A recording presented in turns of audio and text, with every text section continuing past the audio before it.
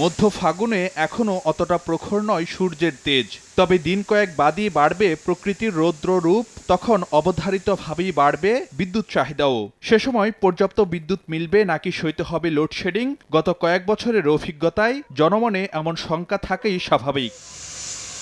এবারের গরমে সর্বোচ্চ বিদ্যুৎ চাহিদা ধরা হয়েছে 18,000 মেগাওয়াট, যদিও উৎপাদন সক্ষমতা তার 1.5 গুণ অর্থাৎ 27,000 মেগাওয়াট। কিন্তু জ্বালানির অভাব উদ্বেগ জাগাচ্ছে বিদ্যুতের স্বাভাবিক সরবরাহ নিয়ে। গ্রীষ্মকালীন সময়ে আমরা এখন দেখতে পাচ্ছি যে 700 থেকে 1400 মেগাওয়াট পর্যন্ত লোডশেডিং করতে হতে পারে। সম্ভাব্য চাহিদা মেটাতে বিদ্যুৎ বিভাগের পরিকল্পনার বড় অংশ জুড়েই গ্যাস, কয়লা, ফার্নেস ওয়েল ও আদানি নির্ভরতা।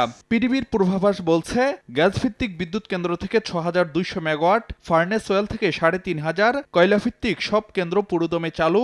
ভারত থেকে আমদানি আর আদানির বিদ্যুৎ পুরোটা মিললেও গরমে লোডশেডিং হতে পারে 700 মেগাওয়াটের বেশি।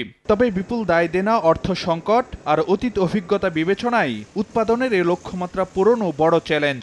1 থেকে 3,000 মেগাওয়াট লোডশেডিং হতে পারে, ডিপেন্ডিং অন এই যে কতগুলা ফ্যাক্টরের মধ্যে যত কিছু এর মধ্যে যে কোনো একটা জিনিস যদি হয়ে যায়, সবগুলা ফ্যাক্টর ঠিক থাকতে হবে। এবং তার মধ্যে সবচেয়ে বড় ফ্যাক্টরটাই হচ্ছে ডলার। আলটিমেটলি এটা ডলারই ডিটারমিন করবে আমরা বিদ্যুৎ ঠিক মতো পাবো কি পাবো না। ডলার থাকলে তারা গ্যাস, কয়লা, তেল কিনতে পারবে। একটা ছিল যে আমাদের বিল পেমেন্ট, বিলগুলো কত আপডেট করা যায়। ওই সময় কিন্তু 70-80% লেভেল আমাদেরকে হলো গভর্নমেন্টকে সাপ্লাই করতে হবে, হুইচ ইজ ভেরি চ্যালেঞ্জিং। মানে আনলেস আমাদের ওই পরিমাণ যদি তেল না থাকে, আমাদের প্রিপারেশন না থাকে, এটা কিন্তু খুব ডিফিকাল্ট হয়ে যাবে। তবে পিডিবির আশ্বাস, জ্বালানি আমদানিতে ডলার সংস্থানের নিশ্চয়তা পাওয়ায় গরমে সহনীয় রাখা যাবে পরিস্থিতি।